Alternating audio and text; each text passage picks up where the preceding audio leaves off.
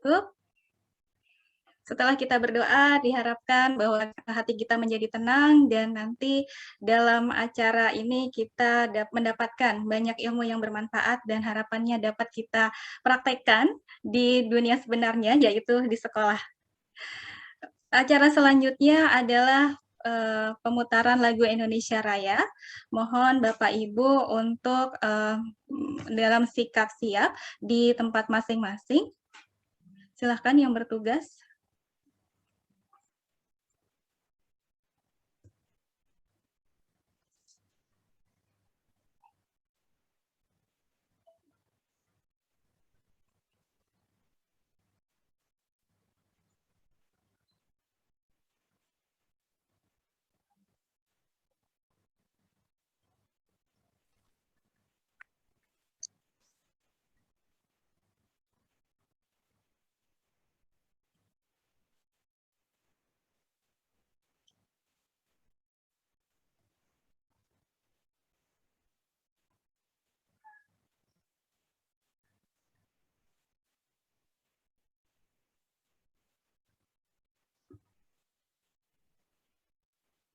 Mendengarkan lagu Indonesia Raya.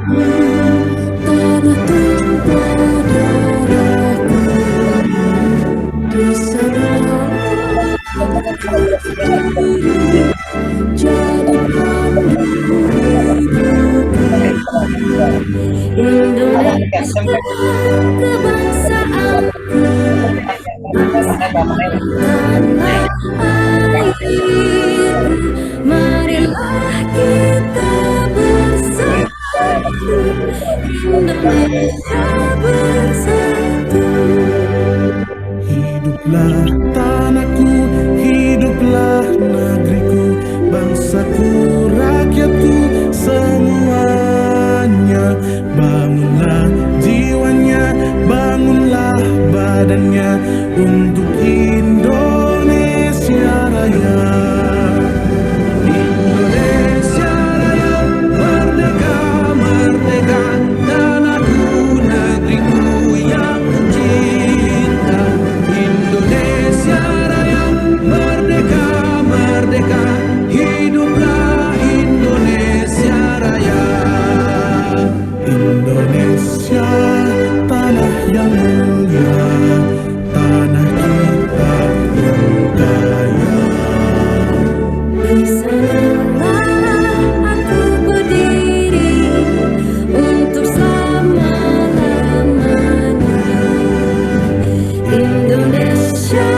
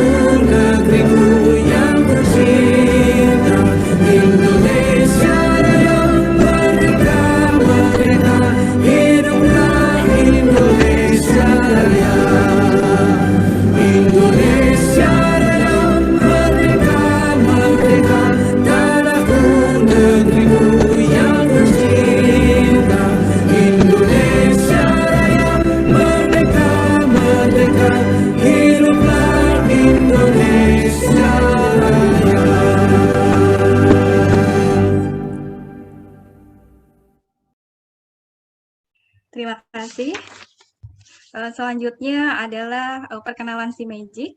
Seperti yang kita ketahui bahwa workshop pembelajaran STEM hari ini diselenggarakan oleh si Magic, Sains dan Matematika Menjadi Asik. Untuk lebih lanjutnya, kami akan menyetelkan, video terkait si Magic. Silahkan kepada Bapak Ibu untuk, menonton dari video ini. Terima kasih. Halo sahabat pendidik yang disebut pahlawan untuk negeri. Salam hangat dari kami dan selamat datang di webinar yang diselenggarakan oleh Si Magic, Sains dan Matematika Jadi Asik. Si Magic ada oleh karena kerinduan orang-orang yang berkecimpung di dunia pendidikan untuk belajar dan berbagi. Kami menyadari bahwa tidak mudah bagi para pendidik untuk mencerdaskan anak bangsa. Terkadang para pendidik sudah banyak mengikuti kegiatan pengembangan diri. Tetapi pada saat terjun ke lapangan, banyak kesulitan yang ditemui. Antara lain, mau memulai dari mana?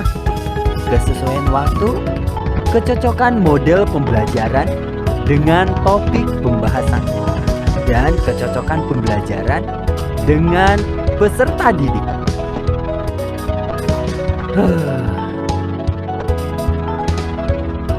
Kami pun menyadari terkadang para pendidik dilema atau merasa bingung menghadapi situasi tertentu dalam mengembangkan keterampilan peserta didik dan tidak tahu mau bertanya kepada siapa. Karena ilmu yang selama ini diterima hanya berkembang seputaran pengetahuan dan terbengkalai dalam pengimplementasian.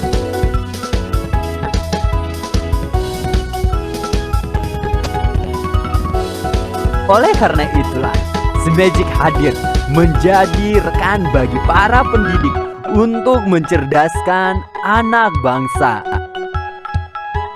Si Magic hadir dengan kesiapan hati untuk berkontribusi bagi negeri di dunia pendidikan, khususnya sains dan matematika. Si Magic juga hadir menjadi wadah bagi para pendidik untuk belajar dan berbagi. Sehingga si Magic berkomitmen untuk memfasilitasi para pendidik untuk membuat sains dan matematika jadi asik. Si Magic akan merasa terhormat jika para pendidik dapat bersatu untuk membangun dunia pendidikan yang sehat dan dapat menumbuhkan keterampilan berpikir peserta didik. Si Magic juga akan merasa bersukacita jika pendidik dapat terus terkoneksi sehingga menjadi wadah kita dalam berdiskusi untuk membangun negeri. Dan kami akan sangat senang jika para pendidik disegarkan kembali tentang cara mengajar kreatif dan menggali potensi diri siswa melalui program-program yang diselenggarakan oleh Si Magic. Si Magic akan terus berkomitmen menyajikan seminar berkaitan dengan implementasi mengajar, talkshow yang berkaitan dengan sains dan matematika yang berhubungan dengan keilmuan lainnya, dan juga konten-konten menarik terkait sains dan matematika. Si Magic yakin atas dukungan para pendidik yang mau terus belajar dan berbagi. Demikian pula, kami juga terus belajar memahami rintangan yang dihadapi oleh para pendidik. Kami pun menyadari bahwa rintangan di dalam dunia pendidikan sangatlah kompleks. Oleh karena itu, kami akan terus berusaha sekuat tenaga kami untuk memberikan solusi alternatif dalam mendidik anak bangsa. Hal-hal tersebut akan kami bagikan di media sosial kami nih, di IG kami @simagic_id. Akhir kata, Simagic mengucapkan terima kasih. Salam pendidik, bangkit untuk negeri.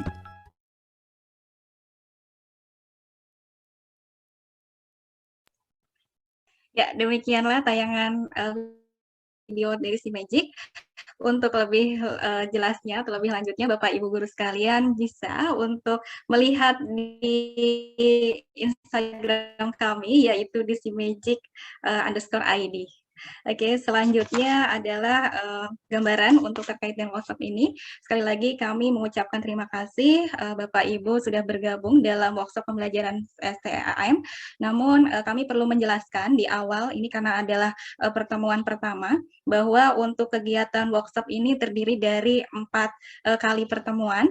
Yang pertama itu untuk hari ini kita akan pembahasan dasar STEM, kemudian nanti 20 November tentang konteks sosial untuk proyek STEM, 27 November implementasi STEM pengalaman guru, kemudian nanti yang 4 Desember adalah penilaian dalam proyek STEM. Tentunya akan dibawakan oleh para narasumber dan trainer yang luar biasa yang sudah sangat berpengalaman dalam pembelajaran STAM.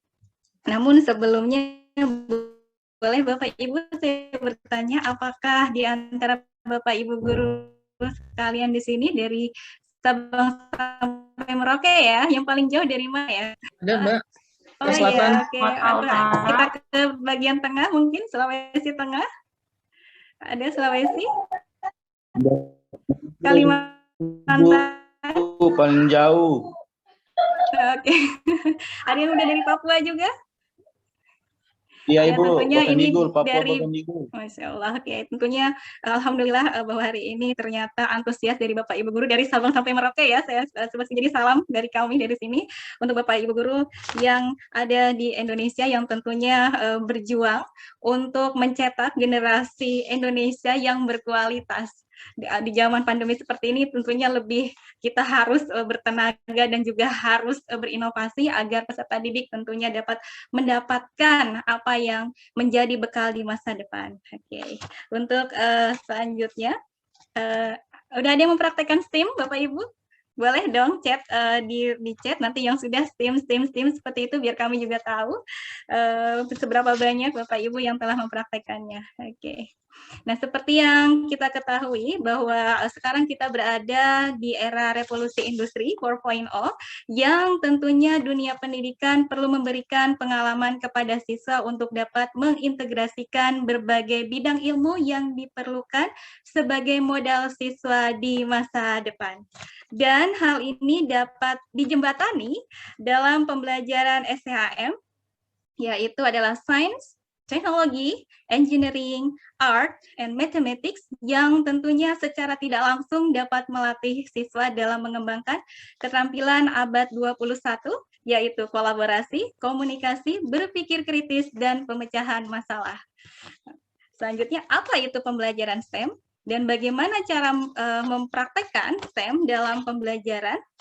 Baik, mari kita sambut pembicara luar biasa kita, Ibu Igusti Ayu Rusasmita Sri Padmi.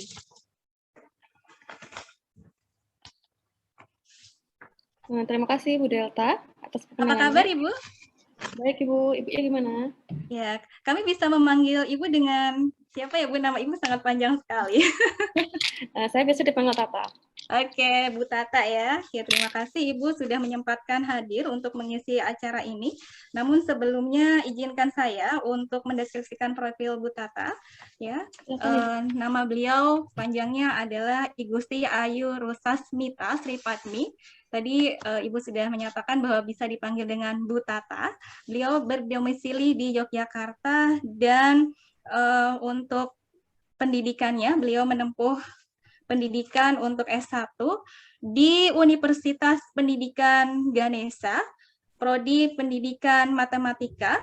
Kemudian untuk pendidikan S2-nya dalam program International Master Program on Mathematics Education yang berkolaborasi dengan Universitas Negeri Surabaya dan Utrecht University, dan mendapatkan Fulbright US ASEAN Visiting Scholar Schouten Illinois University.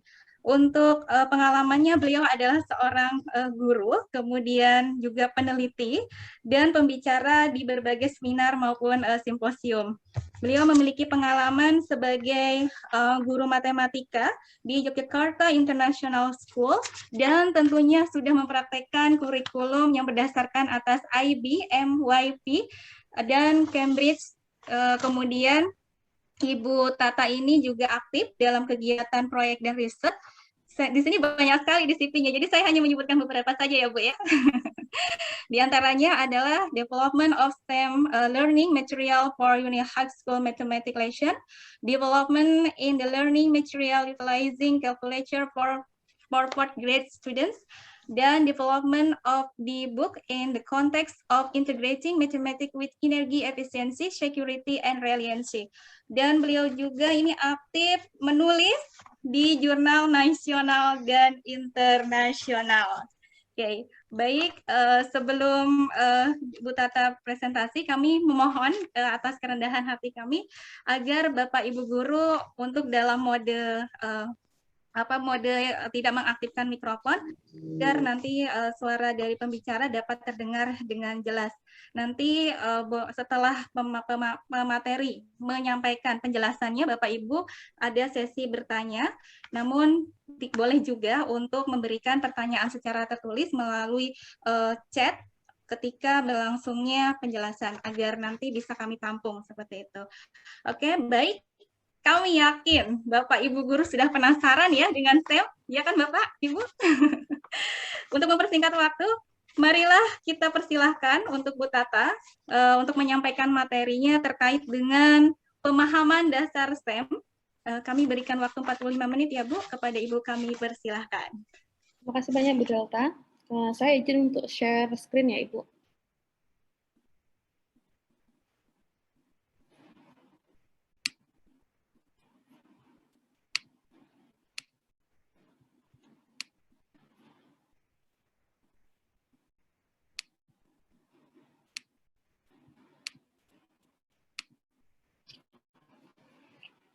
Baik, selamat datang kepada Bapak Ibu semuanya. Terima kasih banyak sudah bersedia hadir meskipun ini weekend ya. Tapi sepertinya semangat belajarnya dan semangat berbaginya tidak kendor meskipun hawanya weekend ya.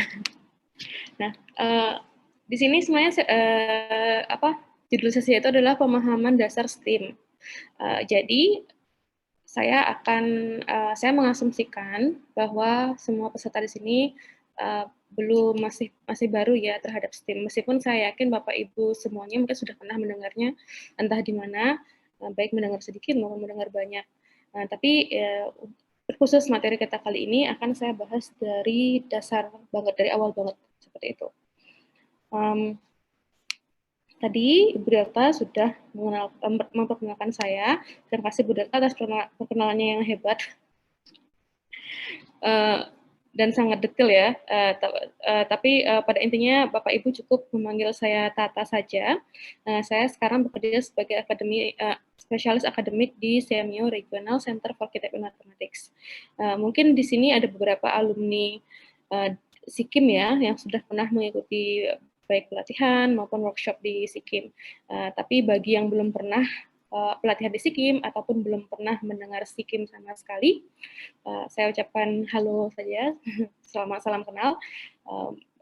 Semoga Bapak Ibu betah bersama saya selama 45 menit ke depan.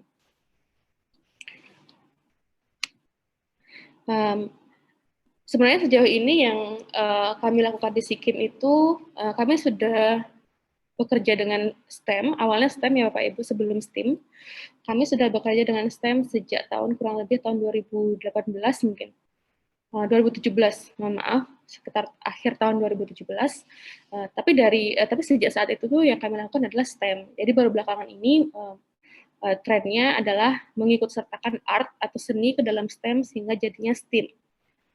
STEM gitu ya diakronimkan. Bahkan nggak hanya itu saja ya, ada akronim STREAM juga yang mengikut sertakan reading, ada akronim banyak lagi pokoknya. Makin lama makin panjang pada intinya. Tapi untuk sesi kita kali ini kita akan secara khusus membahas STEM. Jadi STEM ini merupakan akronim yang terdiri dari Sains, Teknologi, Engineering, dan Mathematics. Jadi 4 subjek itu ya. Kenapa 4 subjek ini? Kenapa nggak masukin pendidikan kesenian? Bukan. Kesenian ada ya, artinya kan termasuk. Maksudnya mungkin kenapa nggak masukin pendidikan olahraga gitu? Kenapa nggak masukin pendidikan geografi? Nah, itu ada sejarahnya Bapak Ibu. Kenapa 4 subjek ini yang akhirnya digabung menjadi STEM? Ada sejarahnya dan sejarah yang cukup panjang. Tapi nanti jika ada waktu mungkin akan kita diskusikan juga meskipun itu bukan cakupan materi kita hari ini. Tapi sejarahnya cukup menarik Bapak Ibu, jadi mungkin Bapak Ibu juga nanti tertarik bisa googling tentang itu. Nah, kenapa STEM muncul dan kenapa 4 subjek ini dan bukan yang lainnya. Seperti itu. Nah, seperti biasa kita sebaiknya memulai diskusi apapun dengan definisi Bapak Ibu ya. Jadi kita nanti diskusinya nggak lari kemana-mana. Jadi saat kita bicara sains, yang kita masukkan adalah ilmu ya, ilmu alam, yaitu kajian tentang fenomena alam yang melibatkan observasi dan pengukuran sebagai wahana untuk menjelaskan secara objektif alam yang selalu berubah. Kemudian di sini teknologi yang kita maksud dengan teknologi adalah inovasi manusia yang digunakan untuk memodifikasi alam agar memenuhi kebutuhan dan keinginan manusia dalam memperbaiki kualitas hidup. Seperti itu Bapak Ibu. Ya, jadi teknologi di sini mungkin mungkin kita sebagai guru sudah cukup familiar ya dengan sains dan matematika, karena kita bersentuhan setiap hari di sekolah, mengingat sains dan matematika adalah bagian dari kurikulum tradisional. Tapi teknologi dan engineering itu secara umum biasanya bukan bagian dari kurikulum tradisional, biasanya adanya ya di sekolah vokasi gitu ya. Jadi kita meskipun sering mendengar dan menggunakan istilah teknologi dan engineering, kadang-kadang kita nggak pernah benar-benar merefleksikan maupun berpikir sebenarnya artinya teknologi itu apa, artinya engineering itu apa, seperti itu. Jadi penting sekali di awal kita untuk menyepakati definisi dari keempat subjek ini. Nah, di sini engineering ini sebenarnya di padanan bahasa Indonesianya itu adalah rekayasa. Menciptakan sesuatu, mendesain sesuatu. Padanannya adalah rekayasa. Tapi for the sake of acronym, supaya akronimnya tetap dapat, di sini saya pakai istilah engineering. Kalau Bapak Ibu ngebatin, emang ada kata engineering di KBBI? Ya nggak ada ya Bapak Ibu ya, nggak ada. Jadi saya tetap menggunakan engineering supaya akronimnya tetap dapat gitu. Kalau saya ganti jadi rekayasa kan jadinya strum gitu ya, strum gitu, nggak enak didengarnya. Nah, engineering ini adalah pengetahuan dan keterampilan untuk memperoleh dan mengaplikasikan ilmu pengetahuan. Jadi tekanannya di aplikasi ya. Mengaplikasikan ilmu pengetahuan untuk mendesain dan mengkonstruksi mesin, peralatan, sistem material, dan proses yang bermanfaat bagi manusia. Kemudian matematika. Di sini pesertanya bukan guru matematika aja kan ya, Bu Delta? Kayak macam-macam, Bu. Macam-macam ya, gado-gado. Ada matematika. Beda nggak apa-apa. Nah, matematika adalah cabang ilmu yang berkenaan dengan pola dan hubungan dalam pemecahan masalah. Ya, berarti yang kita sebut dengan matematika. Jadi bahkan guru matematika pun seringkali jika diminta untuk menjelaskan sebenarnya matematika itu ilmu tentang apa. Mungkin sebagian besar agak bingung jawabnya ya. Bukan berarti nggak tahu, cuma nggak bisa menjelaskan dengan cukup singkat seperti itu. Padahal sebenarnya matematika itu singkat aja sih penjelasannya, ilmu yang berkaitan dengan pola dan hubungan, pattern and relationship. Jadi disiplin matematika yang sebesar itu, seraksasa itu sebenarnya bisa dirunut bahwa semuanya itu hanyalah tentang pola dan hubungan. Seperti itu. Nah, itu tadi akronim STEM. Akronim STEM ini digunakan di berbagai bidang, Bapak Ibu. Jadi pertama kali lahir itu akronimnya tahun 90. Kenapa lahir akronim seperti ini? Untuk mempermudah orang menyebut istilah sains, teknologi, engineering, dan matematika. Kenapa harus mempermudah? Karena keempat subjek ini muncul terus-terusan. Karena waktu itu ini lahir di Amerika Serikat, by the way, istilah STEM ini. Dan waktu itu negara Amerika Serikat waktu itu sangat menekankan pentingnya keempat subjek ini. Karena mereka beranggapan bahwa keempat subjek ini itu adalah kunci bagi sebuah negara untuk bisa maju. Nah, karena itu mereka membahasnya terus-terusan di bidang politik, sosiokultural, industri, bahkan militer. Nah, kalau terus-terusan disebut kan capek ya. Kalau kita tiap kali bilangnya itu sains, teknologi, engineering, matematik. Sains, teknologi, engineering, matematik kan capek ya. Jadi kita perlu singkatan yang tidak hanya singkat, tapi juga menarik, ear catching gitu ya, eye catchy. Jadi awalnya itu dipakai istilah SMAT, Science, Mathematics, Engineering, Teknologi. Nah, tapi kemudian diganti menjadi STEM. Nah, kemudian istilah STEM-nya itu pun yang akhirnya terus dipakai. Jadi semacam apa ya, istilah trendy gitu ya, yang dipakai di mana-mana gitu. Dan awalnya STEM ini dipakai di berbagai bidang, Bapak Ibu, di industri dipakai, di ekonomi dipakai, bisnis dipakai, enggak hanya tentang pendidikan. Misalnya ya, kita ngomongin tentang kebijakan imigrasi misalnya. Kalau di sana itu kan di negara-negara barat, individu dengan kualifikasi keempat bidang ini, kualifikasi sains, teknologi, engineering, matematika, umumnya dianggap individu berkualitas tinggi yang gampang untuk mendapatkan kewarganegaraan. Nah, untuk bahasan seperti itu pun di bidang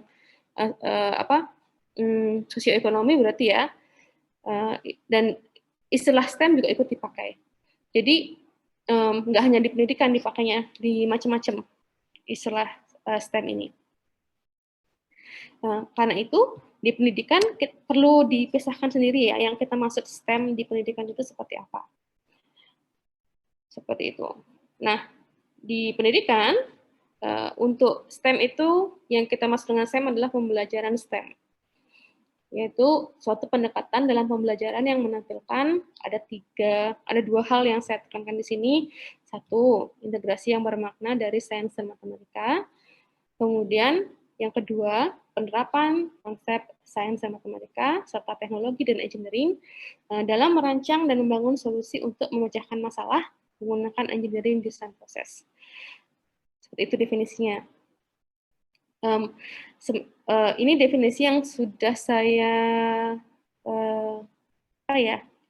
summary ya, saya ringkas dari berbagai literatur, karena di luar itu ada banyak versi tentang definisi pembelajaran STEM macam-macam. Karena itu dalam hemat saya penting sekali kita mencari konsensus atau persetujuan dari para ahli. Nah, yang paling banyak dan paling sahih itu saya lihat adalah definisi yang ini, yaitu pembelajaran STEM yang berbasis pada aplikasi dan penyelesaian masalah. Sebenarnya di luar ada banyak lagi ya definisi yang lain, bahkan ada definisi yang kayaknya nggak ada bedanya sama tematik gitu. Ada juga yang kayak gitu. Jadi mungkin awalnya bagi orang yang baru pertama kali mencoba belajar tentang STEM itu susahnya di sana. Sebenarnya definisinya seperti apa. Tapi jika kita tarik benang merah dari berbagai literatur, kurang lebih ringkasnya seperti ini.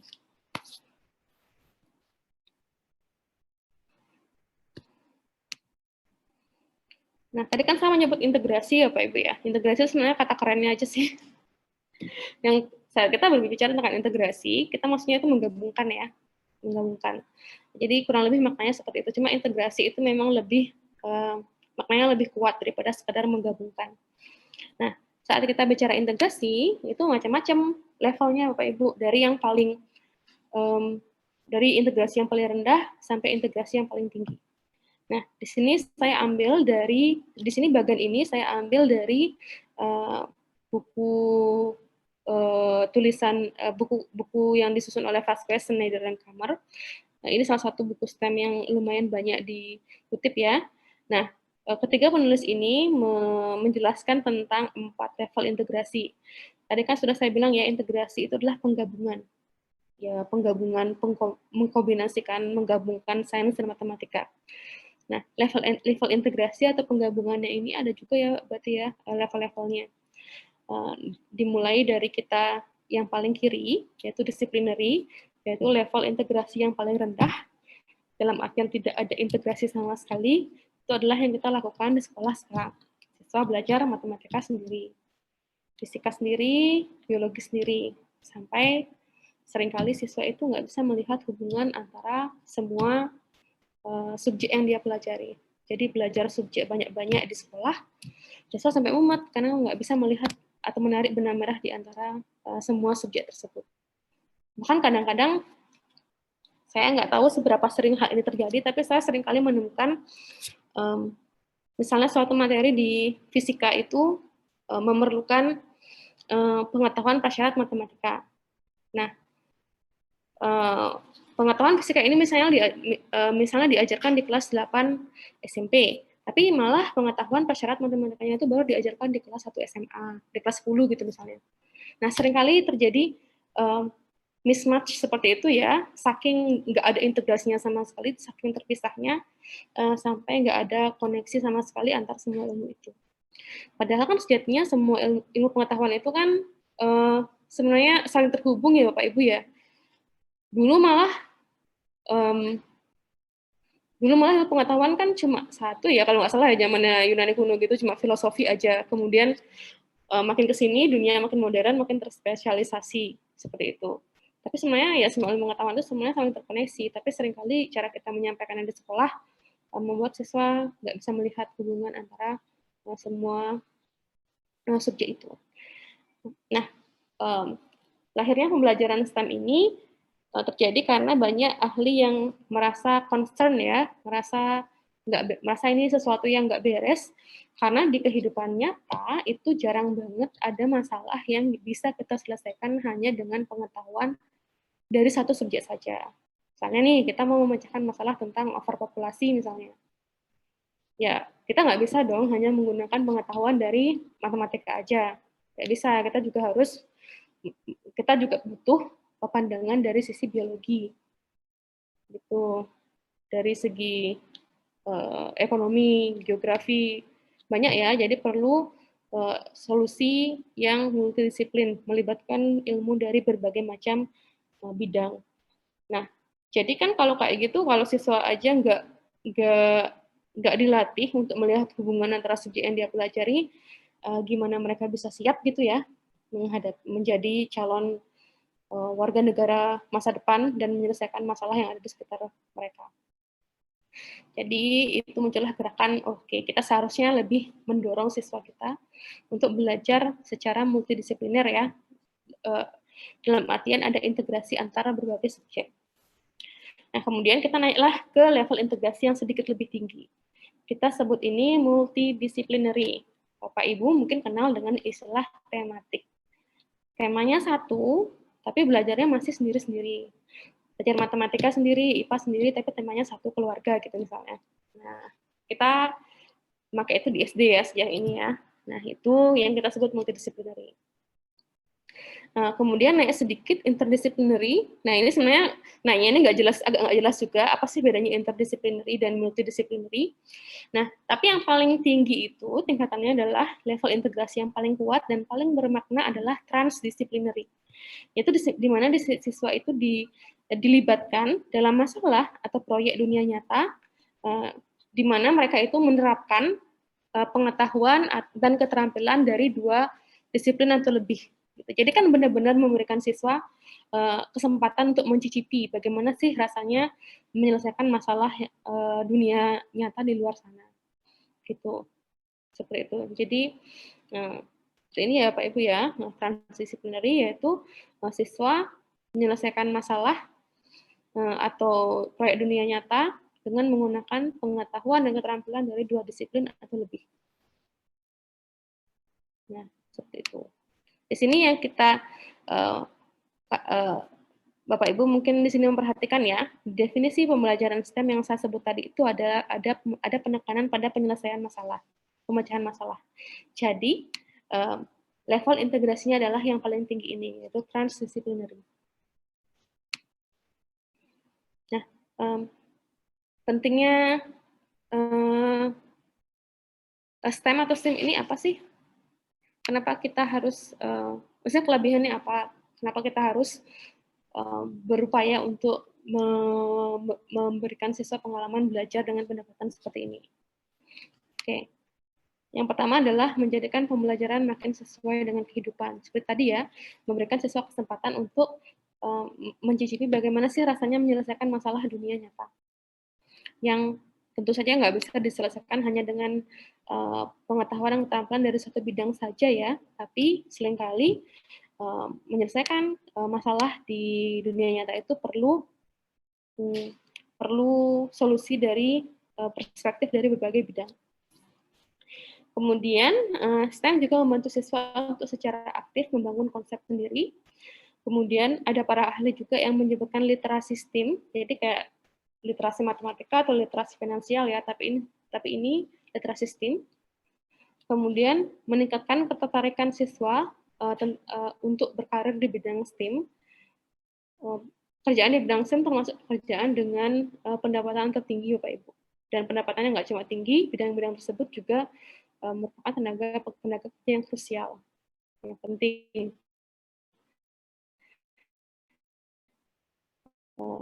Dan biasanya selalu kekurangan orang gitu. Jadi jika kita jadi pembelajaran STEM diharapkan meningkatkan minat siswa untuk bekerja di bidang STEM, yang berarti kita akan mendorong mereka untuk menjadi sumber daya manusia di bidang tersebut. STEM ini juga yang mendiskusikan STEM ini dari sudut pandang keterampilan abad 21. Nah, sekarang kan dikit-dikit skills 4C. Jadi pembelajaran apapun itu diminta untuk mendukung 4C ini, Bapak Ibu. Critical thinking, creativity, collaboration, communication. Nah, 4C ini juga bisa didukung dengan, itu kan essentially problem solving ya, jadi kebetulan dalam pembelajaran STEM, karena pembelajaran STEM itu berbasis penyelesaian masalah. Yang kedua nih, creativity. Nah, dalam engineering atau rekayasa, kita kan mendesain sesuatu. Nah, itu sendiri sudah mendorong siswa untuk menciptakan sesuatu. Nah, itulah yang diharapkan akan mendorong mereka untuk terbiasa kreatif dan berpikir kreatif. Kemudian pembelajaran STEM juga biasanya mendorong siswa untuk bekerja kelompok dan bekerja sama. Dan untuk communication, siswa juga dididik untuk mengkomunikasikan dan menanggapi solusi, biasanya melalui presentasi mereka ke teman-temannya. Seperti itu. Mohon maaf Bu Delta, waktu saya punya sampai jam berapa ya? Sampai 11.15 tidak apa-apa Bu. 11.15? Ya. Atau kalau Ibu masih kurang, nanti kita lihat kondisinya sampai slide mana. Ya, saya jaga aja. Silakan Bu. Baik.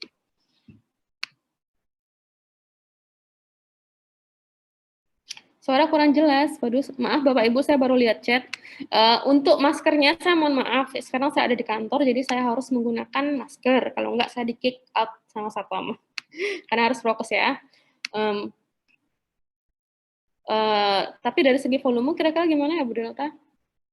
Bu Delta? Kalau saya mendengar dengan jelas, tapi kurang tahu kalau di sini ada di chat-nya ada yang kurang jelas. Mungkin Bapak Ibu bisa menaikkan volume dari device-nya masing-masing. Seperti itu. Pasti jelas sekali, Bu.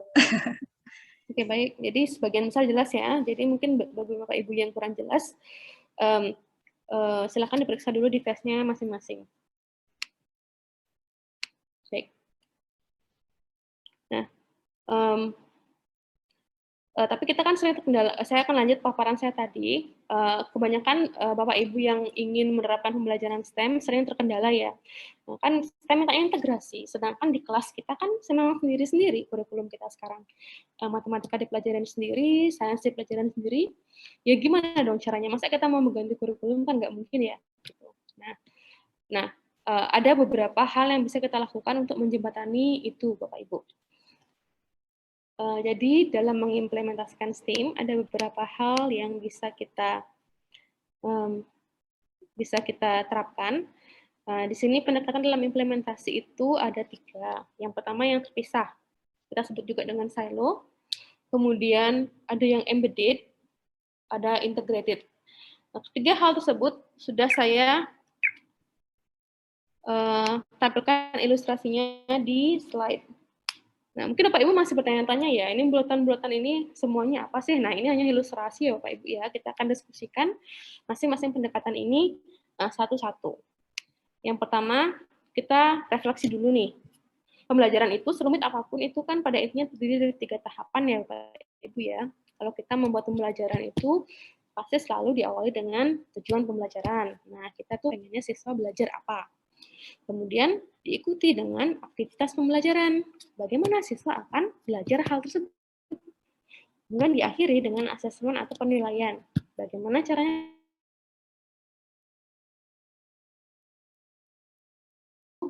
pembelajaran. Nah, dalam model implementasi yang separated atau silo itu, ketiga bagian ini semua terpisah-pisah. Jadi sains punya tujuan pembelajaran sendiri.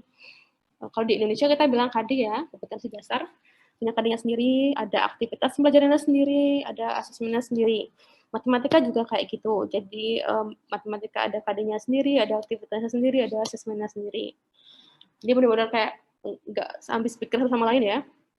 Nah, ada yang namanya embedded, di mana di sini sains dan matematika punya KD-nya sendiri-sendiri, kayak di kurikulum kita sekarang. Cuma aktivitas pembelajarannya itu jadi satu, di mana di satu pembelajaran, satu masalah, siswa belajar sains dan matematika sekaligus. Nah, nanti asesmennya beda lagi. Sains asesmennya sendiri, sesuai KD-nya dia, kemudian matematika juga asesmennya sendiri, sesuai KD-nya dia. Yang paling sempurna tentu integrated ya, di mana tujuan pembelajaran itu memuat semua subjek. Jadi di satu KD itu ada elemen sains dan matematika, kemudian itu diterapkan dalam satu pembelajaran, kemudian dinilainya juga bersama-sama, seperti itu. Nah, yang integrated ini jelas nggak mungkin kita terapkan di Indonesia, karena kurikulum kita masih belum terintegrasi ya. Kurikulum kita masih sendiri-sendiri, sains sendiri, matematika sendiri. Jadi yang paling sesuai untuk diterapkan adalah yang embedded ini. Jadi sains punya KD-nya sendiri, matematika punya KD-nya sendiri, tapi kita rangkum semuanya dalam satu proyek atau satu masalah. Kurang lebih sejauh ini yang paling menjanjikan dan sudah teruji lapangan ya. Kami di SIKIM berkali-kali menggunakan pendekatan macam embedded ini, dan it works so far. Sejauh ini itu berhasil, meskipun kami terus mencari ya pendekatan yang lebih baik yang mungkin ada di luar sana. Nah, itu tentang STEM Bapak Ibu. Tapi kemudian muncul kusuk-kusuk di belakang ya. Nah, kok yang ilmu-ilmu kayak gitu aja yang diperhatiin, gimana dengan seni? Nah, gitu ada yang mulai merasa kurang diperhatiin. Enggak ya.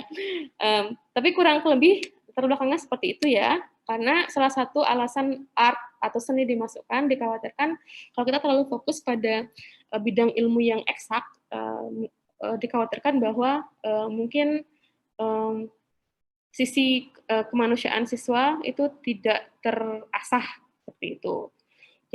Jadi ada yang mengusulkan bagaimana kalau kita masukkan elemen art saja ke dalamnya, jadinya STEAM atau STEAM. Ada juga yang mikir kalau STEAM itu masukin agama gitu. Itu menurut masing-masing ya. Tapi secara internasional ini artinya arts ya Bapak Ibu ya. Nah, kenapa katanya masukin arts? Buat apa? Satu, katanya biar kreatif, mendorong kreativitas. Kemudian mendorong inovasi. Yang meskipun dua hal ini, kreativitas dan inovasi sebenarnya sudah tercover sama engineering ya. Karena engineering ya pada intinya yaitu menciptakan sesuatu kan berarti creating ya, creativity dan inovasi. Jadi inovasi sepanjang peradaban manusia ya pada intinya produk dari engineering. Jadi kreativitas dan inovasi itu sebenarnya sudah tercover sama engineering juga sih sebenarnya. Tapi yang paling penting itu adalah yang ketiga, yaitu memberikan pendekatan menyeluruh terhadap pendidikan. Menyeluruh ya, jadi nggak cuma subjek-subjek yang eksak aja yang diperhatikan, tapi juga seni. Dan yang terakhir, mendukung pembelajaran abad 21. Nah, jika STEM itu kan membantu siswa untuk menjadi problem solver yang lebih baik ya. Mereka menjadi mampu menyelesaikan masalah dengan lebih baik, menjadi inovator, inventor, mandiri dan pemikir yang logis. Dengan memasukkan art atau seni, diharapkan siswa juga akan menjadi kreatif dan inovatif. Mereka akan kritis dan bisa menyelesaikan masalah dengan baik, mampu berkomunikasi dan berkolaborasi, fleksibel, dan mampu beradaptasi, serta memiliki social dan cross-cultural skills yang baik. Seperti itu. Nah, tujuan STEAM di sini adalah untuk mendidik orang untuk menggunakan keterampilan dan kreativitas yang ditanamkan dalam seni dan desain bersama dengan pengetahuan STEM untuk berinovasi dan berkontribusi pada kemajuan masyarakat. Seperti itu. Baik, semoga waktu yang saya punya masih cukup ya. Nah, sekian tentang perkenalan awal tentang STEAM ya Bapak Ibu ya. Tapi berikutnya masih ada beberapa bahasan lagi. Di sini berikutnya saya ingin perjelas menekankan engineering dan teknologi karena dua hal ini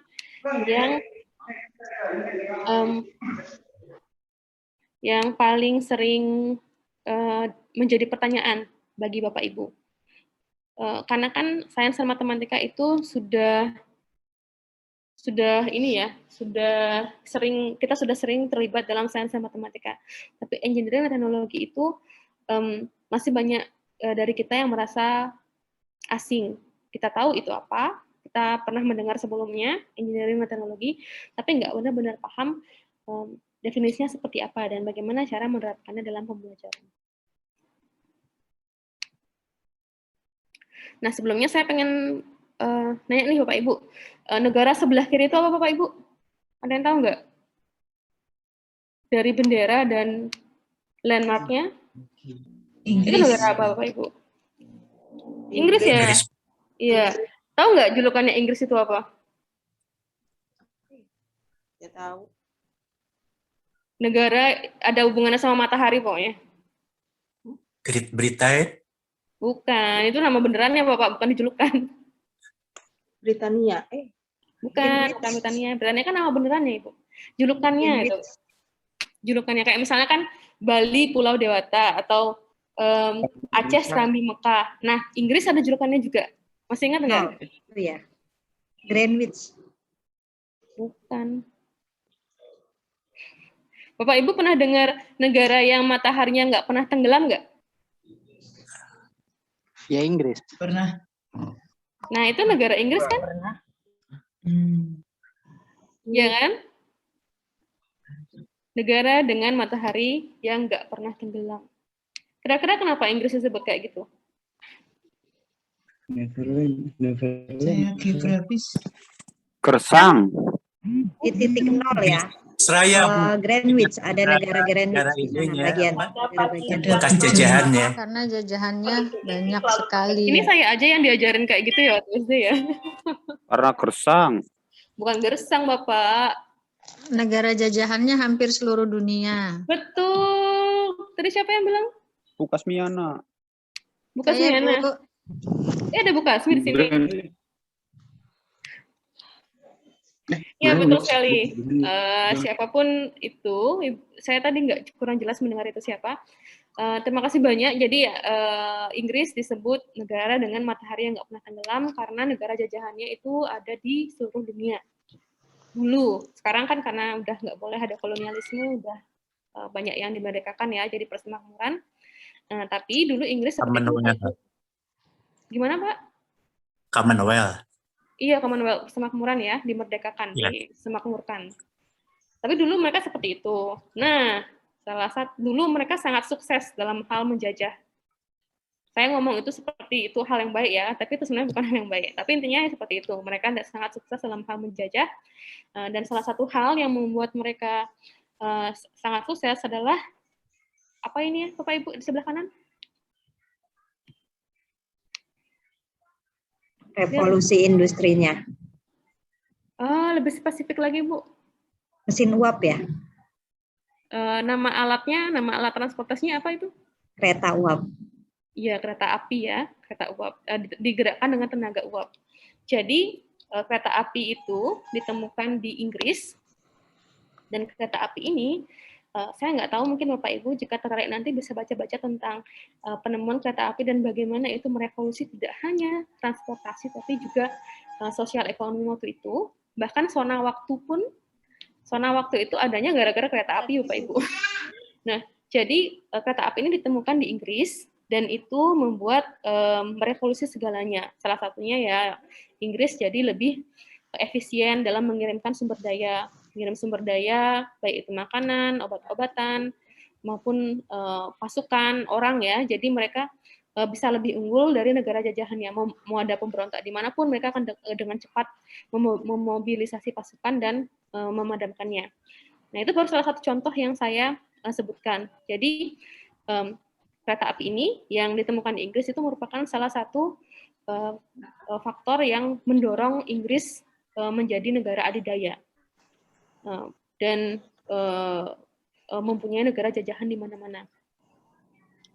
Dan kalau negara jajahannya di mana-mana, berarti mereka punya banyak sumber daya juga kan ya, pendapatannya juga besar gitu. Jadi yang bikin mereka menjadi negara yang superpower seperti itu.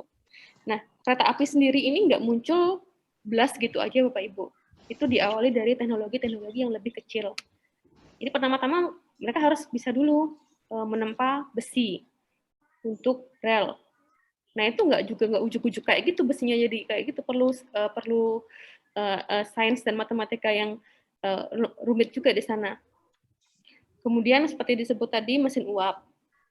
Kemudian mesin uap dan ini gear ya, yang menggerakkan mesinnya. Jadi semua teknologi-teknologi, penemuan-penemuan kecil-kecil ini saling berkontribusi untuk menjadi teknologi yang lebih besar, yaitu kereta api. Dan karena yang menemukan Inggris, ya dia yang diuntungkan dengan teknologi tersebut. Dan mampu merevolusi nggak hanya sosial ekonomi, tapi juga militer, dan menjadi negara superpower. Kenapa nggak Indonesia yang jadi negara superpower? Ya, karena kita kalah cepat dalam menemukan teknologi-teknologi seperti ini.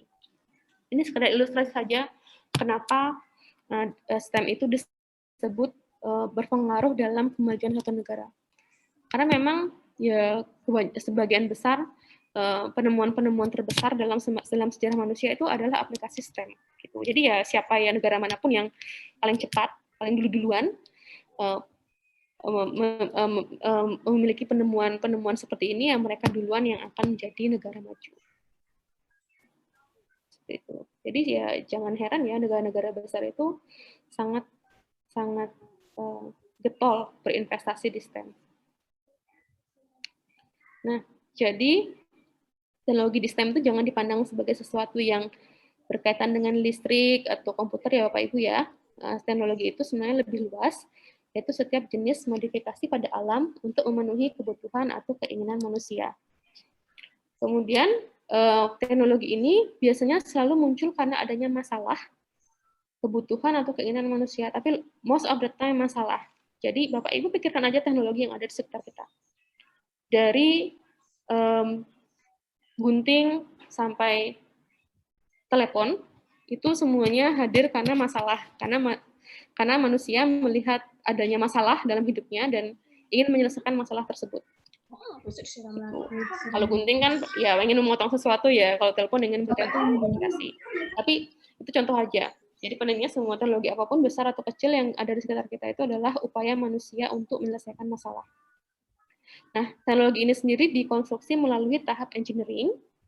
Kemudian teknologi-teknologi yang kecil tersebut digunakan untuk membentuk atau mengengineeringkan teknologi yang lebih besar. Nah, ya ini adalah teknologi sederhana yang harapannya mampu membantah perspektif sebagian besar orang yang mikir teknologi itu harus canggih ya, tapi enggak, teknologi yang paling awal, yang paling primitif itu justru yang seperti ini, Bapak Ibu. Nah, ini contoh aplikasinya di kelas. Nah, kemudian engineering ini sendiri adalah sebuah proses ya atau cara yang sistematis dan berulang untuk merancang sesuatu. Engineering juga sama seperti teknologi, itu dimulai dengan masalah.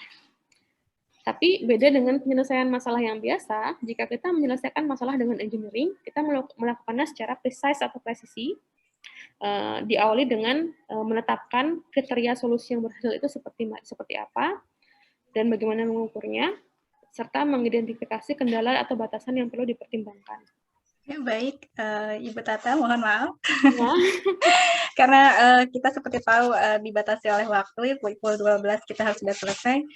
Mungkin untuk pemaparan materinya di-undo ya Bu ya, sampai sini dulu. Coba siapa tahu dari Bapak Ibu guru yang hadir di sini sudah timbul banyak pertanyaan. Tadi kan Ibu Tata sudah menjelaskan dari ibaratnya sejarahnya, kemudian sampai kenapa kok art itu bisa masuk ke dalam STEAM gitu.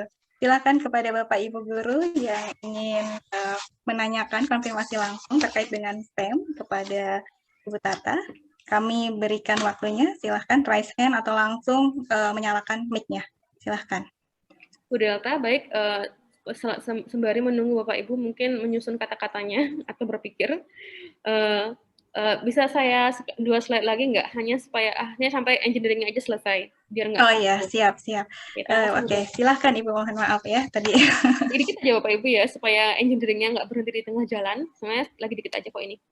Nah, jadi engineering ini sebenarnya adalah semacam lem ya, lem yang menempelkan secara alami sains, matematika, dan teknologi, dan membedakan STEM dengan pelajaran integratif lain di luar sana. Pelajaran integratif yang multidisiplin itu banyak, tapi biasanya jarang yang mengaplikasikan engineering. Jadi itu yang bikin STEM berbeda. Nah, engineering ini juga yang memberi pembelajaran STEM itu struktur atau bentuk, ya, yang memberikan dia sintaksnya, urutan-urutannya. Kita kenal itu dengan sebutan engineering design process. Fase-fasenya seperti ini, ya, jadi nggak linear dari awal sampai akhir, tapi siklik, berputar terus. Ada 5 tahapan: ask, imagine, plan, create, improve. Nah, tapi karena keterbatasan waktu, mungkin saya nggak akan bisa menjelaskan secara lebih detail dari fase-fase ini. Jika Bapak Ibu tertarik, bisa membaca literatur terkait engineering design process. Nah, ini ya sebenarnya penjelasannya ya, atau mungkin nanti bisa dibaca di paparan ini juga mengenai definisi masing-masing fase tersebut. Ini contoh aktivitas STEM yang kami kerjakan di Sikim, ya, dari Sibori, yaitu batik celup, kemudian ekoprint. Di sini sainsnya adalah posisi bahan pelarut, lingkungan, perubahan start, kemudian teknologinya adalah inovasi batik ramah lingkungan, engineering-nya ada di perencanaan dan desain pembuatan, kemudian art-nya tentu saja di hasil gambarnya dan pola yang dihasilkan, serta matematikanya ada pengukuran, pola, dan bentuk. Seperti itu. Baik, mungkin itu saja. Terima kasih Bu Delta kesempatannya. Ya, mohon maaf Ibu. Sama-sama terima kasih. Sayang ya, soalnya lagi 3 slide aja. Terima kasih atas paparan Ibu yang luar biasa. Dan selanjutnya adalah Q&A. Ya, di sini sudah banyak sekali Bapak Ibu guru yang sudah ingin menanyakan dan mungkin penasaran gimana ya caranya untuk mempraktekkan dari STEM ini. Jadi di sini adalah wahana kita untuk berdiskusi agar semuanya mendapatkan kejelasan lah, seperti itu gambarannya. Baik, untuk sistem penanyanya adalah tolong nanti sebutkan nama dan juga instansinya, kemudian nanti pertanyaannya. Untuk pertama, saya melihat di sini sudah raise hand, Ibu Irma Yulianti, silahkan Ibu. Ya. Baik, Assalamualaikum, selamat siang Ibu.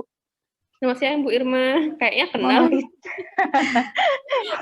Mohon izin bertanya, saya Bu Irma dari SD Muhammadiyah Danau Negaran. Yang ingin saya tanyakan, STEM itu itu sebuah pendekatan atau sebuah model kalau model pembelajaran, atau kalau misalnya bukan model, apakah bisa dijadikan model pembelajaran, Bu Rusasmita? Terima kasih. Baik, terima kasih Bu Irma. Kita tampung dulu ya Bu Tata. Untuk selanjutnya saya persilahkan kepada Pak Sugeng Handayani. Silahkan Bapak. Assalamualaikum warahmatullahi wabarakatuh. Waalaikumsalam warahmatullahi wabarakatuh. Ya, terima kasih atas kesempatannya. Saya mengajar matematika di SMP Sukma Bang Sapi di Aceh. Oke, kalau mendengar STEAM itu sebenarnya kalau secara teori sudah pernah dapat waktu di PTJ, cuman bagaimana teknis prakteknya itu yang saya rasa saya masih butuh banyak pengetahuan untuk itu. Karena sendiri yang sering terpikir waktu kita merancang kegiatannya itu kan itu ada teknologinya, engineeringnya, sainsnya, kemudian ada artnya. Waktu kita masuk pada satu KD tersebut, terkadang di KD itu tidak sesuai, misalnya tidak ada kalau kita mau kolaboratif dengan sainsnya, tidak ada kompetensi dasarnya untuk yang sainsnya ataupun artnya. Sementara adanya itu nanti waktu dia di kelas 8 atau di kelas 9. Seperti itu. Bagaimana mensiasatinya untuk hal yang seperti itu kalau kita mau laksanakan. Di kelas, misalnya saya ngajar kelas 7 sekarang. Kelas 7 itu KD-nya untuk integratif atau untuk yang mapel yang lain seperti sains atau art itu tidak ada di kelas 7, adanya nanti di kelas 8. Bagaimana kita mensiasatinya agar pembelajaran STEAM ini bisa berjalan. Seperti itu saja Bu. Terima kasih. Ya, terima kasih Bapak Sugeng Handayani. Selanjutnya satu lagi ya untuk sesi ini kami persilahkan kepada mohon maaf Bapak atau Ibu Lius J, silahkan. Iya, terima kasih. Saya Bapak. Oh ya, mohon maaf tadi karena Iya, oke. Ya, thank you for the explanation. Nama saya Lius, curriculum developer untuk STEM di salah satu yayasan edukasi. Yang mau saya tanyakan adalah bagaimana pengalaman narasumber juga untuk dalam memberikan perancangan kurikulum STEM atau STEAM juga ke guru-guru SD gitu ya. Karena kalau guru SD juga kan kita bisa bagi jadi dua tahapan. Ada pendekatannya yang pakai guru kelas, satu guru kelas itu mengajar bahasa Inggris, IPA, matematika, bahkan juga ada yang ngajar art gitu ya. Ada juga yang satu guru itu hanya mengampu sainsnya saja. Nah, yang mau saya tanyakan adalah bagaimana dengan narasumber pengalamannya, mungkin ada dua pendekatan ini, apa sih yang biasanya perlu dilakukan di awal-awal tahapannya supaya membantu guru-guru itu melakukan STEAM ini dengan integrated learning yang baik gitu ya. Kira-kira seperti itu. Terima kasih. Ya, terima kasih Bapak Lius untuk kesempatan ini 3 penanya dulu ya Bapak Ibu, untuk yang lainnya nanti jika waktu cukup akan dilanjutkan ke sesi kedua. Baik, Ibu Tata, ini ada pertanyaan dari Ibu Irma Yulianti dari SD Muhammadiyah Danunegaran. Ini STEAM itu adalah sebagai pendekatan atau model pembelajaran, begitu Ibu. Silahkan. Terima kasih Bu Irma. Sebenarnya sih tentang definisi resmi apakah itu pendekatan atau model, saya lihat hal seperti itu tuh umumnya hanya terjadi di Indonesia ya. Kita merasa harus mendapatkan kejelasan. Nah, itu apakah itu model, apakah itu pendekatan, apakah itu satu lagi metode. Nah, seperti itu ya. Sedangkan dari literatur yang saya baca sejauh ini itu nggak ada yang pernah benar-benar dengan terang-terangan ya ini bilang STEM itu pendekatan atau model. Tapi jika menilik definisi yang sering kita gunakan di Indonesia, mungkin kurang tepat jika kita sebut STEM itu model, karena model itu biasanya punya sintaks ya Bapak Ibu ya. Namanya juga model pembelajaran. Jadi strukturnya dari awal sampai akhir itu sudah dimodelkan. Sedangkan STEM secara umum itu masih sangat terbuka. Nah, yang ada yang kita pakai sintaksnya itu kan sebenarnya engineering design prosesnya ya. Tapi di luar ya banyak juga yang nggak pakai engineering design proses sebagai sintaks. Ada yang pakai sintaksnya PJBL, ada yang pakai sintaksnya yang lain seperti itu. Jadi bisa dibilang STEM ini berdasarkan yang saya baca ya Bu Irma, itu sepertinya lebih tepat digolongkan sebagai pendekatan. Karena saya melihatnya itu masih sangat open-ended gitu, masih sangat tergantung dengan kreativitas dan fleksibilitas guru untuk menerapkannya di kelas. Kayak gitu. Berarti EDP itu hanya untuk engineering-nya aja ya Bu? Maksudnya bukan untuk keseluruhan STEM ya? Sebenarnya malah EDP itu nggak ada hubungan dengan pendidikan sama sekali loh Bu. EDP itu sebenarnya benar-benar siklus yang digunakan oleh engineer beneran sesuatu. Tapi kemudian diadopsi, kalau kita pakai siklus benerannya kan terlalu rumit ya untuk siswa adopsi untuk memunculkan engineering-nya di kelas. Nah, karena engineering design prosesnya itu udah ada tahapan-tahapan, ya kelihatan kayak sintaks kan ya, jadi ya kita sering sebut itu, oh ini sintaksnya STEM. Padahal ya STEM-nya nggak ada sintaksnya sebenarnya. Iya, oke. Baik. Terima kasih, Bu. Sama-sama, Bu Irma. Berikutnya Pak Sugeng ya. Pak Sugeng akan saya coba ya kendalanya. Tadi pertanyaannya Bapak panjang banget, Bapak. Semoga saya nggak salah menjawab ya sekarang ya Pak ya, jawaban dari pertanyaan Bapak tadi. Kalau tidak salah tadi pertanyaan Bapak terkait dengan implementasi di lapangan gitu ya Pak ya. Bagaimana? Ini Bu, jadi pertanyaan dari Pak Sugeng ini kan untuk implementasi di lapangan tuh bagaimana jika ternyata untuk materinya tuh beda tingkat. Beliau kan mengajar di kelas 7, mungkin ada di kelas 8 atau bagaimana lah untuk mensiasatinya biar bisa dipraktekkan begitu secara menyeluruh dan tepat. Terima kasih. Baik, terima kasih Pak Sugeng. Jadi ini memang kendala yang sering ditemui banyak guru Bapak. Karena ya mau nggak mau kita kan kita semua ini guru-guru disiplineri ya. Kita guru-guru satu disiplin. Paling enggak ya guru SMP, guru SMA, dan guru upper elementary ya, guru kelas 4, 5, 6. Kita semua ini guru disipliner yang hanya berfokus di satu disiplin saja. Jadi bisa dipahami jika menerapkan pembelajaran integratif mungkin akan sangat menantang di awalnya. Tantangan yang paling besar yang sejauh ini sering dicurhatin guru-guru ke saya, dan nggak cuma dicurhatin aja, saya pun merasakan, adalah menggabungkan keempatnya. Kurang lebih itu ya yang Pak Sugeng alami ya Pak ya. Menggabungkan semuanya. Emang kesulitan utamanya di sana. Karena kita kan seumur-umur cuma belajar matematika. Saya mungkin pengetahuannya tentang sains terbatas ya. Ya cuma sekedar orang awam lah, nggak cukup kompeten untuk mengajar. Nah, jika saya diminta mendesain pembelajaran yang memuat sains, mungkin saya juga akan kelimpungan, akan tertantang dan tertatih-tatih gitu ya. Nah, jadi selama ini yang kami lakukan adalah, tantangan terbesarnya adalah menggabungkan KD-KD-nya Bapak. Jadi, jika kami ingin mengembangkan pembelajaran STEM, hal pertama yang kami lakukan adalah melakukan analisis kurikulum. Jadi, KD sains dan KD matematika, karena kita nggak punya KD engineering dan teknologi ya, KD sains dan matematika itu kita taruh sisi-sisian gitu ya, samping menyamping gitu, dan kita lihat KD-nya sains dan matematika ini ada nggak masalah dunia nyata yang memunculkan kedua KD itu. Sebagai contohnya seperti ini. Bentar ya.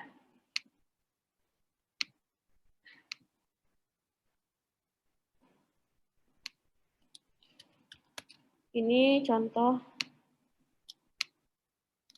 bahan ajar di STEM ya.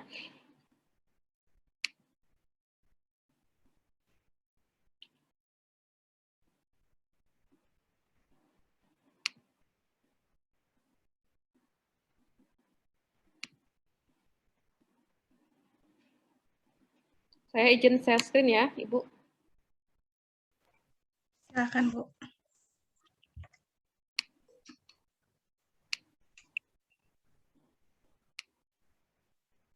Nah, misalnya ini Bapak. Nah, by the way ini adalah bahan ajar yang bisa Bapak Ibu unduh secara open source ya di tab. Misalnya ini Bapak. Nah, di sini yang kami lakukan adalah sebelum mengembangkan bahan ajar seperti ini, kita damping-dampingan dulu sains dan matematika. Kemudian kita bandingkan kedua KD tersebut, bisa nggak kita nemuin konteks dunia nyata yang menggabungkan sains dan matematika tersebut. Kayak misalnya nih, contohnya ini, saya lihat di sains itu ada bidang miring, di matematika ada gradien. Lalu saya terpikir, oh saya bisa memunculkan kedua hal ini dalam konteks tentang rem. Rem itu ini loh, apa jalan miring kursi roda itu loh, Pak. Nah, gitu. Nah, terus ada lagi teman saya yang lain melihat KD Sains tentang penanggulangan bencana. Kemudian di matematika ada luas bangun datar. Nah, di sana kepikiran, oh ini bisa dimasukkan ke dalam konteks tentang parasut. Nah, karena STEM yang kami gunakan kan pendekatannya berbasis masalah, berbasis proyek. Jadi kami selalu fokusnya seperti itu. Ada nggak masalah dunia nyata yang kita bisa masukkan ke dua KD ini? Karena itu kita harus ya modelnya cuma dua sih Pak, telaten memasangkan KD Sains dan Matematika, dan itu yang pertama. Dan yang kedua, rajin baca, rajin nonton supaya punya banyak stok isu di luar dunia, di luar sana gitu loh Pak, yang bisa dikembangkan jadi proyek seperti itu. Kalau untuk pengajaran sendiri gimana Bu? Apakah nanti terpisah, misalnya kalau ada dengan guru biologi, apakah kolaboratif langsung ngajarnya seperti itu? Atau di jam masing-masing? Di jam masing-masing Pak, karena kita kan terikat kurikulum ya, kita nggak bisa sangat integratif 100% seperti itu, nggak bisa. Jadi yang kita desain ini satu proyek, contohnya ini, proyeknya satu yaitu tentang jalan turunan ya, mendesain, merancang jalan turunan yang aman untuk kursi roda, di mana siswa akan menerapkan pengetahuan sains yaitu bidang miring dan matematika yaitu gradien untuk mendesain jalan turunan yang aman. Nah, nanti di pembelajaran matematika, siswa pakai proyek yang sama yaitu tentang jalan turun tadi, tapi yang mereka bahas adalah tentang gradien. Di pembelajaran sains juga pakai proyek yang sama, tapi yang dibahas ya bidang miringnya. Dan kedua-duanya masih tetap relevan karena ya di dalam mendesain jalan turunan, bidang miring dipakai, gradien juga dipakai. Dan siswa akan melihat hubungan bahwa ternyata bidang miring sama gradien itu ada hubungannya. Tuh. Berarti kalau untuk art dengan engineering teknologi itu hanya pendamping pelengkapnya gitu ya. Kalau engineering itu kan memberi struktur ya Pak ya, memberi sintaksnya. Karena siswa kan akan menciptakan sesuatu. Engineering di sana. Teknologi nanti di alat-alat yang akan siswa gunakan. Gitu. Kalau dari segi porsi sih memang nggak akan bisa lebih besar dari sains dan matematika, karena mau nggak mau sains dan matematika kan ada KD-nya ya. Pasti fokus kita ke sana gitu. Mengenai yang Bapak bilang tentang gimana kalau KD-nya udah duluan atau malah belum diajarin gitu. Sebenarnya yang masalah itu cuma kalau belum diajarin Pak. Gitu. Misal ini nih, proyek ini di kelas 8. Ya. Nah, siswa kita masih bisa memasangkannya dengan KD yang ada di kelas 7 atau malah di SD. Yang penting siswa bisa menggunakan aja. Cuma nanti mungkin nggak bisa diakses ya, nggak bisa dinilai, nggak bisa dimasukin penilaian karena KD-nya kan udah lewat. Yang nggak bisa benar-benar nggak bisa itu justru KD-KD yang belum diajarin. Karena kalau belum diajarin ya bagaimana siswa akan menerapkan dalam penyelesaian masalah. Gitu aja. Jadi tantangannya di sini sebenarnya cuma satu sih Pak, pinter-pinternya mendeteksi itu masalah-masalah di luar sana. Jadi ya kalau dari saya sih rajin-rajin baca buku, rajin-rajin nonton. Karena kita sebagai guru ya memang harus belajar sepanjang hayat ya, dari mana saja, dari apa saja gitu. Terima kasih buat penjelasan yang sudah membuat saya lebih jelas ya daripada mungkin sebelumnya kan hanya teori saja. Jadi ini gambaran lebih jelas. Kalau Bapak ngajar kelas berapa Pak? Saya ngajar kelas 7 kebetulan Bu. Yang selama ini yang saya ada kolaborasi itu kelas 7 itu karena ada materi aritmatika sosial, saya dengan IPS kayak gitu. Iya, matematika sosial itu jual beli gitu ya, masih ada jual beli. Matematika sosial soalnya praktek ya. Praktek kayak gitu. Ini kami juga punya materi kelas 7 Pak. Jika Bapak tertarik untuk mencobanya di kelas, silakan. Nanti saya coba searching. Terima kasih banyak Bu. Ya. Ya, baik Ibu. Selanjutnya ini masih ada pertanyaan lagi dari Pak Lius. Ini terkait mungkin Ibu bisa cerita pengalaman di dunia nyata ketika Ibu jadi guru menerapkan pembelajaran STEM ini. Dan di sini juga Pak Lius juga menanyakan untuk perencanaannya bagaimana? Berarti condongnya ke RPP ya, Pak Lius ya, seperti itu ya. Dan bagaimana caranya untuk di tahapan awal agar bisa apa ya melakukan pembelajaran berbasis STEM ini. Seperti itu, Bu. Silahkan. Baik, terima kasih banyak Pak Lius. Baik, ini yang saya akan share hal yang sejauh ini kami lakukan di KIM ya Pak. Jadi di sini kami juga masih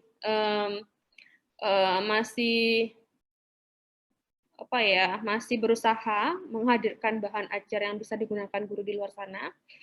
Dan tentu saja namanya juga berusaha ya. Kami berusaha sebaik mungkin dan kami akan terus memperbaiki diri supaya bahan ajar yang kami ciptakan itu sesuai dengan yang dibutuhkan di lapangan. Gitu. Nah, sejauh ini sih yang kami lakukan jika kami mendesain bahan ajar, apalagi STEM, yang kami lakukan adalah seperti yang saya jelaskan sebagai jawaban pertanyaan Pak Sugeng tadi, kami selalu awali dengan analisis kurikulum. Sebenarnya kami kalau mendesain bahan ajar itu kan kami awali dengan needs assessment. Jadi kami mewawancarai beberapa guru, tapi kami ambil random di seluruh Indonesia tentang apa sih tantangan terbesar mereka saat mendesain pembelajaran STEM. Kebanyakan dari mereka itu tantangannya itu menemukan masalah yang bisa mengawinkan sains dan matematika. Gitu. Karena kita kan kebanyakan hanya di satu disiplin ilmu ya. Kita semua mungkin, saya misalnya matematika, saya mungkin familiar dengan konteks atau masalah dunia nyata yang bisa diterapkan matematika. Tapi masalah dunia nyata yang bisa diterapkan matematika dan sains sekaligus, mungkin saya sebagai guru matematika akan challenging ya, akan berpikir bahwa itu challenging dan susah gitu. Nah, itulah tantangan terbesar guru-guru. Jadi mereka itu kesulitan nyari masalah dunia nyata yang bisa mewadahi sains dan matematika sekaligus. Jadi saat kami mendesain bahan ajar selalu diawali dengan analisis kurikulum. Jadi kami buat dokumen di mana KD Sains dan Matematika itu 1 tahun itu sudah dipasangin semua dan dilengkapi dengan konteksnya. Kami pilih yang paling menarik, kemudian kami kembangkan menjadi bahan ajar. Yang bahan ajarnya di situs yang sudah saya tunjukkan tadi. Kemudian setelah bahan ajarnya disusun, diimplementasikan di kelas, dan hasil implementasinya kami gunakan untuk merevisi atau memperbaiki bahan ajar tadi. Nah, singkatnya seperti itu. Saya juga kurang paham Pak Lius ingin jawaban yang sedetail apa, atau saya juga kurang yakin apakah saya sudah memberi jawaban yang benar atau enggak. Jadi kembali ke Pak Lius lagi ya, bagaimana Bapak? Ya, thank you. Ya, Miss. Iya betul, setelah analisis kurikulum sama juga needs assessment, jadi mungkin yang lebih saya mau arahkan adalah kalau kita pergi ke satu sekolah lokal, jadi kan kita ada 2 jalan nih ya, kalau guru yang SD ini guru kelas yang mengajar subjek saja, walaupun dia jadi guru kelas. Contohnya guru kelas 1A, tapi dia mengajar matematika saja untuk kelas 1A, B, C gitu ya. Dan kita punya guru sains lagi, guru IPA-nya. Nah, kalau modelnya seperti itu, apakah mau diarahkan ke menjadi guru kelas yang mengajarnya itu IPA juga iya, matematika juga iya, atau mereka tetap dengan subjek mereka sendiri, lalu mereka ada berkumpul untuk tim teaching kolaborasi supaya nanti kita bisa membuat kegiatan yang STEAM based gitu loh. Jadi kita harus mengusahakan supaya guru-guru kita paham semua pelajaran itu dulu, atau tetap dengan disiplin yang mereka ajarkan, yang mereka ampu, tapi ada ruang untuk diskusi. Mungkin gitu kalau dari pengalamannya bagaimana? Thank you. Kami sejauh ini nggak pernah kepikiran untuk meminta guru yang disipliner jadi multidisipliner, Pak. Karena guru kan bebannya udah banyak ya. Kalau jika misalnya mereka diminta untuk menanggung beban kognitif segitu banyak, ya jangan-jangan malah sekedar mencoba pun mereka udah nggak mau, Bapak. Jadi kami nggak mau seperti itu. Dan lagi pula kami juga sepertinya sadar bahwa kita kan terikat sama kurikulum ya. Kurikulum dan peraturan juga. Jadi inovasi seperti apapun yang kita buat, kita bawa ke sekolah itu sebisa mungkin supaya masih tetap di bawah kurikulum tersebut. Jadi jika misalnya gurunya udah disipliner, ya kita nggak akan ubah menjadi multidisipliner. Jadi seperti yang kami ambil itu adalah yang kedua tadi, opsi kedua yang Pak Liu sebutkan. Jadi guru tetap di disiplinnya masing-masing, di ranahnya masing-masing, tapi mereka berkolaborasi. Gitu. Misalnya nih, jika mereka idealnya sih mereka mendesain RPP atau pembelajaran itu bareng-bareng gitu. Jadi proyeknya itu dikerjain bersama-sama, tapi pada saat ada sesi di mana yang dikerjakan saat pembelajaran matematika, ada sesi saat dikerjakan saat pembelajaran sains. Di pembelajaran matematika yang dibahas ya konsep matematikanya, di saat pembelajaran sains yang dibahas konsep sainsnya, tapi tetap membahas proyek atau konteks yang sama. Jadi untuk menyediakan integrasi antara sains dan matematika, kurang lebih seperti itu. Gitu Bapak. Ya, baik. Terima kasih, Bu. Baik, ya. Semoga jawabannya membantu ya, Pak. Iya, kalau belum ada modelnya nggak apa-apa juga. Jadi saya memang sedang membantu juga, memang dengan 2 jalan itu di satu yayasan ini. Nanti saya perlu lihat lagi, memang rata-rata sekolahnya juga masih pakai pendekatan single disipliner jadinya untuk guru-gurunya. Jadi memang ada moderasinya di mana kita lakukan pertemuan, menyatukan adik-adiknya itu tadi gitu. Iya, baik, sejalan juga. Thank you. Sama-sama, Bapak. Ya, terima kasih. Ibu, ini masih ada lagi pertanyaan dari room chat. Dari Bapak Miyandi Eko Anugrah. Karena tadi mungkin Bapak Miyandi Eko Anugrah dan juga Bapak Ibu guru di sini juga mendengar bahwa untuk pembelajaran STEM itu lebih ke proyek ya Bu ya. Nah ini pertanyaan, apakah pembelajaran itu harus selalu berbasis proyek atau ada juga berbasis yang lain, dan kalau bisa mungkin diberikan gambarannya seperti itu Bu. Ini pertanyaan yang cukup, saya langsung jawab Bu. Iya boleh Bu. Dari Pak Amiyandi Eko Anugrah. Ya baik Pak Miyandi. Yang sering banget muncul sebenarnya, biasanya pertanyaannya itu kayak gini, perlu nggak STEM itu buat produk gitu? Kenapa mesti buat-buat gitu? Karena ribet ya kalau kita harus buat produk kayak gitu, biasanya selalu melibatkan alat dan bahan, terus banyak waktu, belum lagi ada resiko terluka, barang hilang, barang kebakar, segala macam. Jadi dari segi logistik memang berat. Nah, jadi banyak yang bertanya seperti itu. Tapi ini saya mengutip statement dari Dr. Scott Bartholomew ya, seorang expert yang juga pernah kami undang ke SIKIM, dan saya sepenuhnya setuju dengan beliau. Mungkin STEM bisa dilakukan tanpa proyek ya, tanpa membuat produk. Tapi kalau kayak gitu akan sangat susah untuk memasukkan engineering-nya.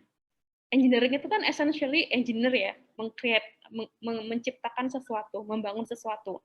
Kalau nggak ada proyek, jika tidak ada membangun produk, engineering-nya itu mau dimasukkan seperti apa? Kayak gitu. Nah, harus berpikir ke sana. Nah, saya udah tipe-tipenya kalau udah ada cara yang berhasil ya kenapa nyakitin kepala lagi gitu ya. Jadi saya malas mikir, ya udah saya nggak mikir lagi gitu Bapak. Jadi saya ya udah, jadi selama ini yang kami lakukan ya memang yang STEM yang berbasis. Karena jadi kayak STEM yang berbasis proyek dan mohon maaf Ibu Bapak Ibu tolong dimatiin mikrofonnya. Jadi STEM yang berbasis proyek dan di mana siswa itu diminta untuk menciptakan produk sebagai bentuk penyelesaian masalah, itu yang paling potensial untuk memunculkan atau melibatkan engineering. Nah, kayak gitu. Jadi bisa sih bisa tanpa proyek, tanpa membuat produk, cuma akan sangat susah memasukkan engineering. Saya aja sendiri nggak bisa menggambarkan gitu. Oke, terima kasih banyak. Jadi esensinya itu ibaratnya harus ada produk yang dibuat supaya untuk tadi memunculkan pemecahan masalah dan terlihat engineering-nya seperti itu, Mbak ya. Tapi produk ini nggak selalu bentuk fisik ya Pak ya? Ya Pak? Oke. Tidak harus selalu bentuk fisik, tidak harus selalu yang dibentuk dengan tangan, enggak. Tapi siswa memang supaya engineering yang keluar, memang mereka sebaiknya dituntut untuk menciptakan sesuatu. Tapi yang diciptakan itu nggak harus fisik. Pembelajaran STEM yang saya buat untuk SMA, malah banyak banget yang nggak pakai karena SMA ya, kan matematikanya udah murni. Jadi memang susah banget kalau mau membuat pembelajaran matematika di SMA yang masih pakai kerjaan tangan gitu. Jadi kebanyakan yang mereka ciptakan ya barang-barang produk yang bukan fisik gitu. Geng, siap. Terima kasih banyak, Mbak. Sama-sama, Bapak. Udah cukup puas ya Pak Miyandi. Nanti kalau saya kurang puas bisa lah menghubungi Ibu Tata. Oke Ibu, ini di room chat sepertinya banyak request nih untuk Ibu. Yang kalau ada untuk RPP, jadi ada gambaran yang jelas nih bagaimana untuk apa ibaratnya untuk perencanaan dari pelaksanaan pembelajaran ketika akan menggunakan pendekatan STEM ini. Jadi pengen lihat gitu contohnya RPP-nya, mungkin kalau Ibu ada file bisa tampilkan, kalau tidak dilampirkan di room chat seperti itu. Oh, udah ada yang gini. Ini Pak Unco ya, yang post linknya ya. Ya itu yang udah di post sama Pak Unco. Oh ya, baik. Terima kasih tuh Bapak Ibu Guru, itu di room chat sudah diberikan link. Ini ibaratnya harta karun ya Bu ya untuk pembelajaran STEM. Karena di sini mungkin sudah banyak sekali RPP bahan ajar ataupun juga cara pelaksanaannya nanti di https www.kitepinmatch.org. Oke. Sebenarnya ini saya yakin sekali Bapak Ibu Guru masih ingin berdiskusi lebih banyak dan menyanyikan terkait dengan pembelajaran STEM dengan narasumber yang keren ini, yaitu Ibu Tata, tapi sayang sekali karena waktu juga yang membatasi kita. Mungkin nanti di lain kesempatan minggu depan kita masih ada untuk workshop ini. Sebelumnya saya izin untuk menyimpulkan, Ibu boleh? Silakan Ibu. Ya, jadi pembelajaran STEM ini mengintegrasikan dari IPA, teknologi, kemudian teknik, seni, dan matematika, dan di dalamnya nanti akan mengembangkan dan mengasah dari keterampilan siswa di abad 21 ini. Untuk teknis pelaksanaannya dengan cara menganalisis kurikulum, kemudian nanti bahan ajar dan berdiskusi dan berkolaborasi dengan guru-guru yang terkait sehingga nanti ditemukan ibaratnya proyek mana yang bisa dilakukan bersama agar STEM ini bisa muncul. Dan hal ini dapat dilakukan dengan cara mencocokkan KD-KD ya Bu ya, seperti itu. Kemudian untuk selanjutnya bahwa yang paling penting adalah ketika kita ingin menyusun pembelajaran berbasis STEM ini harus banyak mencari sumber-sumber seperti tadi disarankan untuk banyak membaca, kemudian untuk mendownload video-video yang terkait dengan pembelajaran STEM ini ataupun juga proyek-proyek mana yang bisa diterapkan di kelas. Untuk teknis pelaksanaannya tetap menggunakan kurikulum yang berlaku di sekolah seperti itu. Begitu. Mungkin Ibu Tata ada closing statement yang bisa disampaikan. Silakan Ibu. Nggak ada sih Bu. Hanya satu hal ya, jika Bapak Ibu mungkin tertarik untuk mengaplikasikan atau mengimplementasikan bahan ajar yang kami unggah di website kami, yang linknya sudah ada di chatroom. Jangan lupa untuk hubungi kami ya. Kami selalu tertarik untuk mencari tahu sebenarnya bagaimana pendapatnya di lapangan sehingga kami bisa memperbaiki bahan ajar ini. Itu aja sih Bu. Selain itu ya nggak ada. Happy weekend mungkin. Bisa langsung. Ya, terima kasih banyak ya Ibu atas pemaparannya luar biasa. Aduh, ilmunya kita langsung kayak tumpah-tumpah ibarat kalau kita menadah ibaratnya untuk menampung sebuah air gitu. Tinggal bagaimana ini untuk langsung eksekusinya seperti itu. Oke, untuk kenang-kenangan boleh Bapak Ibu untuk mengaktifkan kamera, kita akan mendokumentasikan untuk peserta yang hadir pada hari ini seperti itu. Mohon izin ya Bapak Ibu, di sini ada banyak sekali, ada 122 partisipan, ada 5 slide, jadi senyumnya agak lama ini. Karena bisa jadi untuk screen-nya bisa susunannya beda di tempat Bapak Ibu. Mohon waktunya ya Bapak Ibu ya, sekitar 3 menit. Dengan senyum terbaik, saya mulai dari slide 1, ya saya beri 1, 2, 3. Oke. Dari ya Bapak Ibu, mohon ditahan. Baru slide 1, kemudian ini slide yang kedua. 1, 2, 3.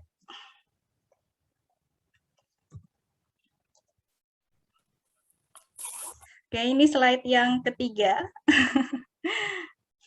1, 2, 3.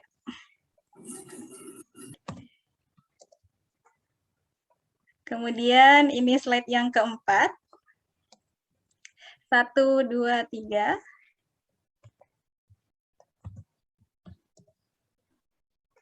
Ini yang terakhir, slide kelima. 1, 2, 3.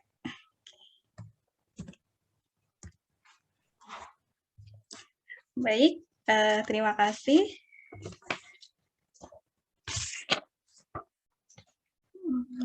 Oke. Oke. Sekali lagi kami mengucapkan terima kasih kepada Bu Tata yang telah memberikan ilmu dan pengalamannya, Ibu. Semoga apa yang Ibu sampaikan hari ini dapat memperluas lagi untuk praktek dari pembelajaran STEM ini, dan tentunya membawa Indonesia gitu ya dipenuhi dengan generasi penerus bangsa yang berkualitas yang bisa untuk mengintegrasikan berbagai bidang ilmu dan kolaborasi dan bisa menjadi seseorang yang kreatif dan inovatif. Oke, untuk selanjutnya adalah ini Bapak Ibu bukan pertemuan kita yang terakhir. Insya Allah kita akan bertemu lagi di pertemuan kedua, ketiga, dan keempat yang akan membahas tentang untuk pertemuan 20 November 2021 pukul 15.00 sampai 16.30 WIB yang akan membahas tentang konteks sosial untuk untuk proyek STEM seperti itu. Oke. Datang lagi ya Bapak Ibu ya. Kami sangat tunggu kehadiran Bapak Ibu yang luar biasa. Terima kasih ya Bapak Ibu udah hadir dalam acara workshop ini STEM ini, dan kami harap Bapak Ibu dapat mengikutinya secara penuh untuk 4 kali pertemuan sehingga nanti ketika untuk mengimplementasikannya dapat secara menyeluruh. Terutama yang pertemuan terakhir adalah penilaian. Biasanya kan masalahnya di penilaian ya Bapak Ibu ya kalau di sekolah seperti itu. Kemudian saya kira untuk hari ini cukup sekian, dan boleh saya menyampaikan quotes. Science and technology can solve all the world problems, and historically it has been shown to make the world better and better. Ini dari Zoltan Istan. Jadi kalau saya artikan, sains dan teknologi dapat memecahkan semua masalah di dunia. Dan sejarah telah membuktikan menjadikan dunia menjadi lebih baik dan lebih baik. Seperti itu. Oke, pergi ke pasar menjual durian. Pasar dibuka pada hari Senin. Sampai jumpa kami haturkan. Semoga bertemu Bapak Ibu minggu depan. Terima kasih. Mohon maaf jika ada salah dari kami. Wassalamualaikum warahmatullahi wabarakatuh. Ya, Bapak Ibu jangan pamit dulu. Sebentar ada informasi dari Ibu Tata. Ya, terima kasih. Oh ya, mohon maaf. Ada informasi tambahan. Silahkan.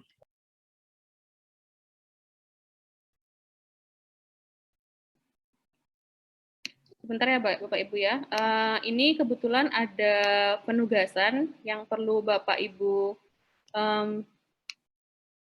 lakukan ya. Izin share.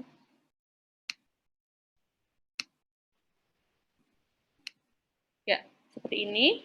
Saya akan coba menjelaskan. Tapi mohon bantuan pihak SIMEGIC juga ya. Siapa tahu saya salah menjelasinnya.